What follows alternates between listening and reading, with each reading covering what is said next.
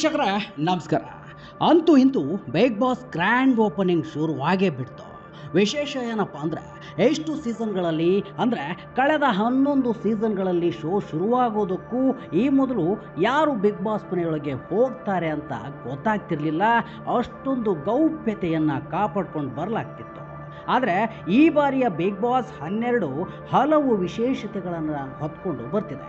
ಜೊತೆಗೆ ಇನ್ನೂ ವಿಶೇಷ ಎಂಬಂತೆ ಈಗಾಗಲೇ ಸ್ಪರ್ಧಿಗಳನ್ನು ಕಲರ್ಸ್ ವಾಹಿನಿ 3 ಜನರನ್ನು ಯಾರು ದೊಡ್ಡ ಮನೆಯೊಳಗೆ ಹೋಗ್ತಾರೆ ಅನ್ನೋದನ್ನು ಬಹಿರಂಗಪಡಿಸಿದೆ. ಆ ಪೈಕಿ ನಂಬರ್ 1 ಚಿತ್ರನಟ ಕಳನಟನ ಪಾತ್ರದಲ್ಲಿ ಸ್ಯಾಂಡಲ್ವುಡ್ನಲ್ಲಿ ಮಿಂಚಿರುವ ಕಾಕ್ರೋಚ್ ಸುದಿ ಮೊದಲು ಮಾಸ್ಕ್ ಹಿಡ್ಕೊಂಡು ಜನರ ಮುಂದೆ ಬಂದು ನಾನು ಯಾರು ಎಂದು ಕಂಡಿಡಿರಿ ನೋಡೋಣ ಅಂತ ಬಂದಿದ್ರು. ಅದಾಗಲೇ ನಮ್ಮ ಕರುನಾಡಿನ ಜನರು ಇವರು ಕಳನಟ ಕಾಕ್ರೋಚ್ ಅಂತ ಗುರುತಿಸಿದ್ರು. ಅದು ಬೇರೆ ಬಿಡಿ, ಆಮೇಲೆ ಇನ್ನೇನಿದೆ, ಬಿಗ್ ಬಾಸ್ ಕೂಡ ಅನೌನ್ಸ್ ಮಾಡೇ ಬಿಡ್ತು. ಬಿಗ್ ಬಾಸ್ ಮನೆಯೊಳಗೆ ಹೋಗೋ ಮೊದಲ ಸ್ಪರ್ಧೆ ಕಾಕ್ರೋಚ್ ಅಂತ. ಆಮೇಲೆ ನಿನ್ನೆ ರಾತ್ರಿಯ ಹೊತ್ತಿಗೆ ಮತ್ತಿಬ್ಬರು ಸ್ಪರ್ಧಿಗಳನ್ನು ಫೈನಲ್ ಮಾಡಿದ ಬಿಗ್ ಬಾಸ್ 2ನೇ ಸ್ಪರ್ಧಿಯನ್ನಾಗಿ ಮಂಜು ಭಾಷಿಣಿಯನ್ನು ಫೈನಲ್ ಮಾಡ್ತು. ಇವರನ್ನು ಯಾರು ನೋಡಿಲ್ಲ ಹೇಳಿ? ಸೀರಿಯಲ್ಗಳಲ್ಲಿ, ಸಿಲ್ಲಿಲಲ್ಲಿ, ಧಾರಾವಾಹಿಯಲ್ಲಿ ಮಿಂಚಿದ್ದಾರೆ.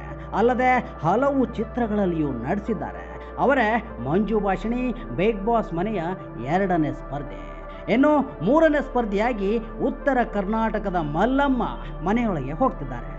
ಮಲ್ಲಮ್ಮನ ಎನರ್ಜಿಯನ್ನು ನೋಡಿ ಬಿಗ್ ಬಾಸ್ ಪ್ರೇಮಿಗಳು ಈಗಲೇ ಭಪ್ಪರೆ ಮಲ್ಲಮ್ಮ ಎಂತಿದ್ದಾರೆ. ಕಾರಣ ಹಳ್ಳಿ ಮಲ್ಲಮ್ಮ ಇಂಗ್ಲಿಷ್ನಲ್ಲಿ ಹಂಗೆ 2 ಮಾತನಾಡಿದ್ದಲ್ಲದೆ ಅಲ್ಲು ಅರ್ಜುನ್ ಥರ ಪುಷ್ಪ ಸ್ಟೈಲ್ನಲ್ಲಿ ನಾನು ಬಿಗ್ ಬಾಸ್ಗೆ ಬರ್ತಿದ್ದೀನಿ ಎಂದಿದ್ದಾರೆ.